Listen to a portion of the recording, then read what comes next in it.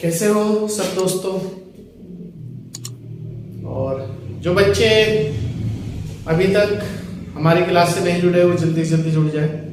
आज की जो हमारी मैराथन है, जो हमारा टेस्ट है, वो सामान्य हिंदी का है। 16 नंबर का टेस्ट रहेगा आप लोगों के लिए।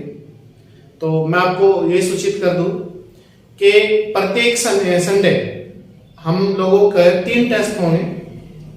एक तो सामान्य हिंदी का टेस्ट होगा, एक उत्तराखंड का टेस्ट होगा और एक सामान्य अध्ययन का टेस्ट होगा।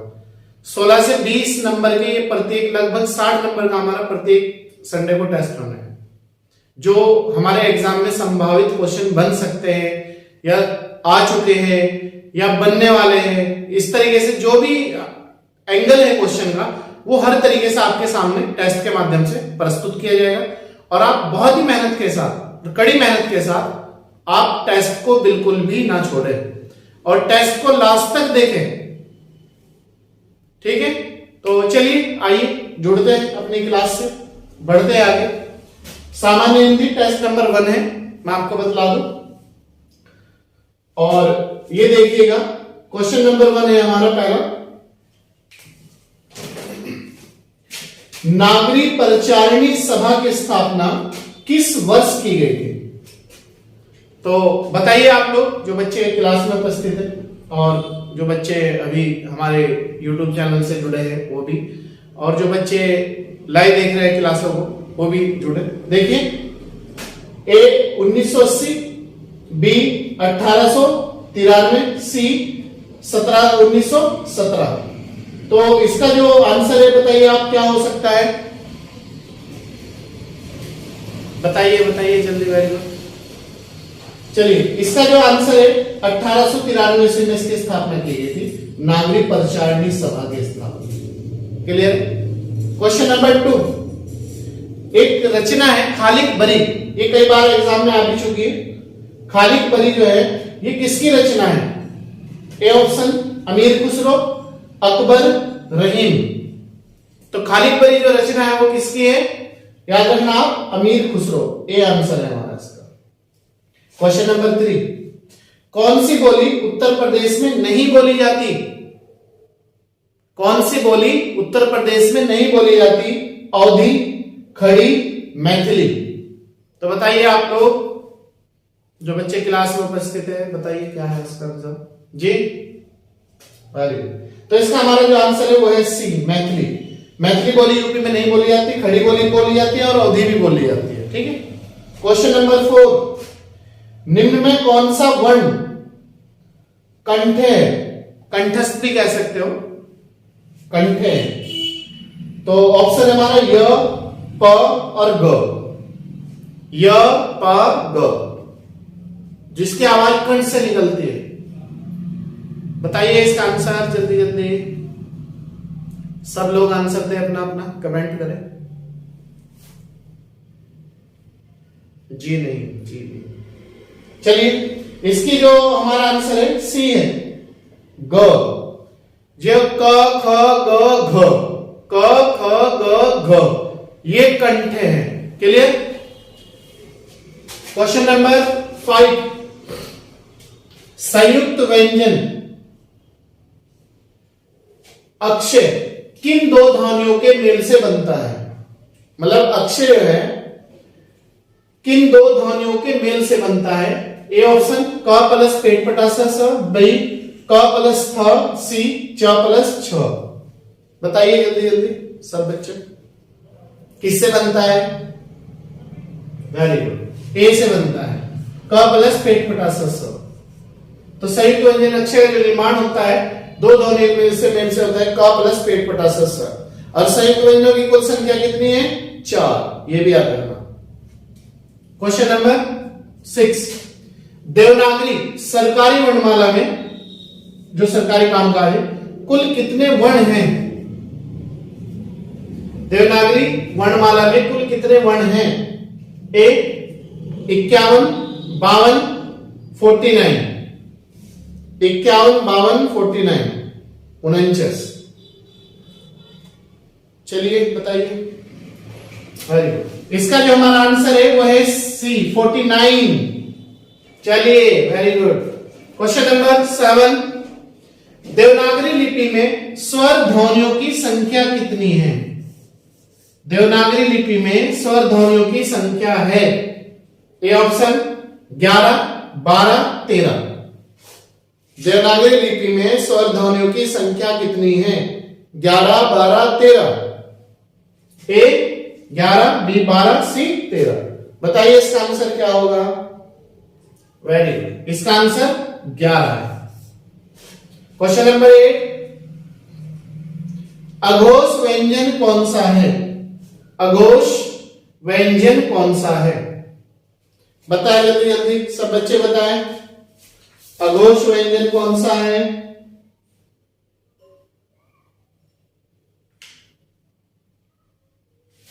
बताएं जल्दी। क, वेरी गुड, इसका जो आंसर है वो है सी, क। क जो है अघोष व्यंजन है, अघोष। क्वेश्चन नंबर 9, सत प्लस भावना बराबर सद्भावना में कौन सी संधि है? सद्भावना में कौन सी संधि है? ए स्वर, बी व्यंजन, सी दीर्घ। बताइए जल्दी जल्दी सब बच्चे, सद्भावना में कौन सी संधि है?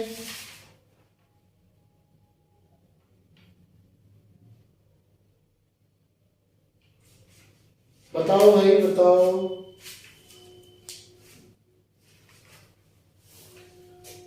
बताओ, आप लोगों का इंतजार है।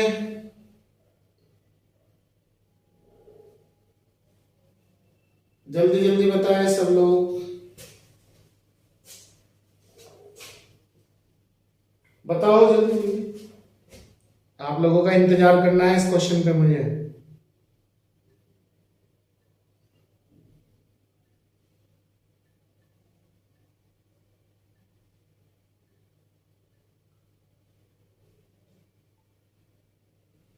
बताओ।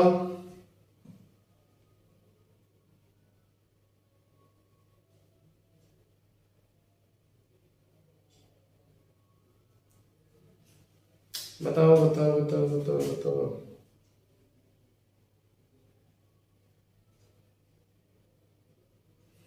इसमें जो है आपकी, मैं ही बता देता हूं, व्यंजन संधि है। सद्भावना में आपकी व्यंजन संधि है। नेक्स्ट क्वेश्चन है, अरविंद का पर्यायवाची क्या होगा? सुंदरता, कमल, सूर्य, महर्षि। बताया आप लोग, अरविंद का पर्यायवाची क्या होगा?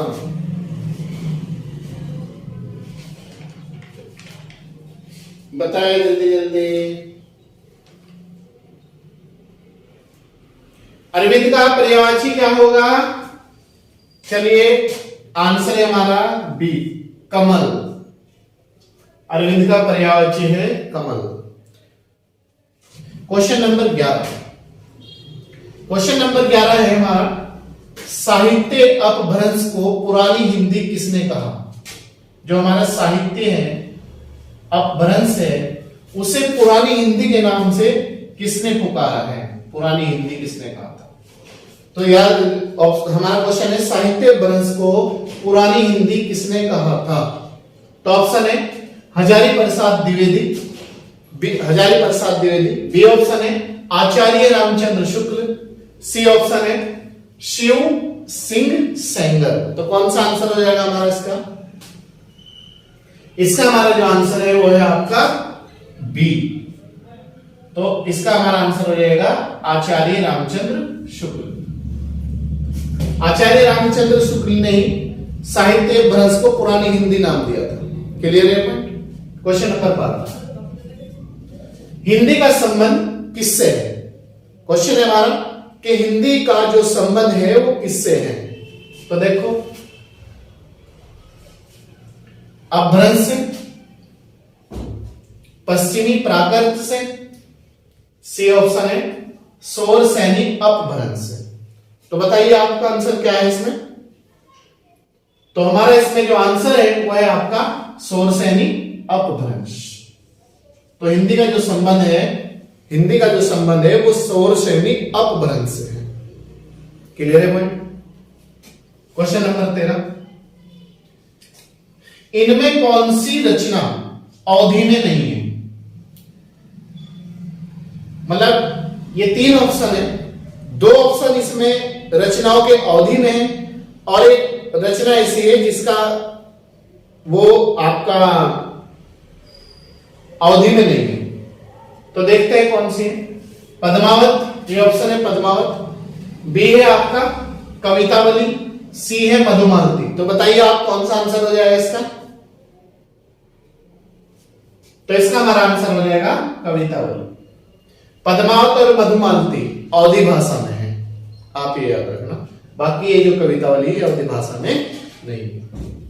क्वेश्चन नंबर 14, भोजपुरी, मगही, मैथिली किस उपभाषा की बोलियां है?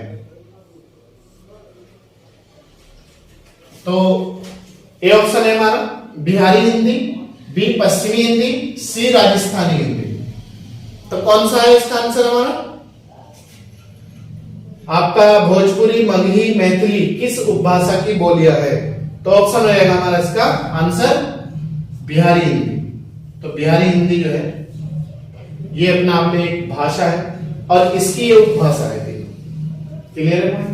क्वेश्चन नंबर 15, ब्रज भाषा का विकास किस अपभ्रंश से हुआ है? जो ब्रज भाषा है उसका विकास किस अपभ्रंश से हुआ है?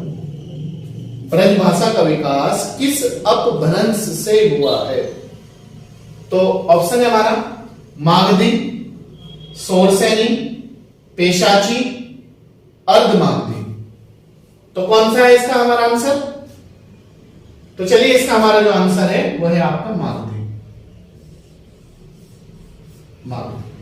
तो ब्रज भाषा का जो विकास है वो आपका अपभ्रंश से हुआ है, मागधी अपभ्रंश से हुआ है। क्लियर है?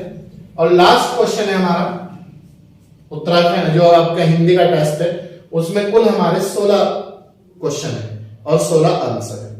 तो हम आज का जो हमारा हिंदी का टेस्ट है उसमें कुल 16 क्वेश्चन और आंसर है। तो आप ध्यान से पढ़ना सीखो। हिंदी को राजभाषा कब घोषित किया गया था? तो जो है हिंदी को राजभाषा कब घोषित किया गया था? तो बताएंगे आप सब लोग। ए ऑप्शन है 26 जनवरी 1950 को, बी ऑप्शन है 26 नवंबर 1949 को, सी ऑप्शन है 14 सितंबर 1949 को। तो बताइए इसका आंसर क्या हो जाएगा? तो इसका जो आंसर हो जाएगा वो हो जाएगा आपका 14 सितंबर 1949 को, क्योंकि 14 सितंबर को ही हिंदी दिवस के रूप में मनाया जाता है। क्लियर? तो चलिए सभी मेरे प्यारे छात्र और छात्राएं, आप लोगों का ये आज का जो टेस्ट था, टेस्ट की जो मैराथन थी वो हमने अभी हिंदी का टेस्ट किया है और आज ही हम आपका उत्तराखंड का भी टेस्ट करेंगे, वो नेक्स्ट क्लास में करेंगे हम लोग। और बाकी एक आपका जनरल स्टडी का टेस्ट होगा। तो तब तक आप हमारे द्वारा जो टेस्ट आज का कराया गया है, टेस्ट नंबर 1 आपका, मैं आपको फिर एक बार सूचना दे दूं कि आपका प्रत्येक संडे या शनिवार या मंडे कोई भी एक दिन एक हफ्ते में टेस्ट का जरूर रहेगा। 3 क्लास पूरी टेस्ट पे ही रहेगी। क्लियर है? तो आप इसी हिसाब से अपनी तैयारी करें और हमारे चैनल को ज्यादा से ज्यादा लोगों तक शेयर, सब्सक्राइब और लाइक करें, और ताकि आप लोगों को प्रतिदिन की 3 क्लासें कंटिन्यू मिल सके घर बैठे। और ज्यादा से ज्यादा इसे अपने दोस्तों में शेयर बताएं कि कंटिन्यूटी के साथ इस तरह क्लास हो रही है हमारे विनाइस कैंपस में रुड़की। तो चलिए दोस्तों, तब तक आप बहुत मेहनत के साथ अपनी और हिम्मत के साथ तैयारी करिए। मिलते हैं नेक्स्ट क्लास में।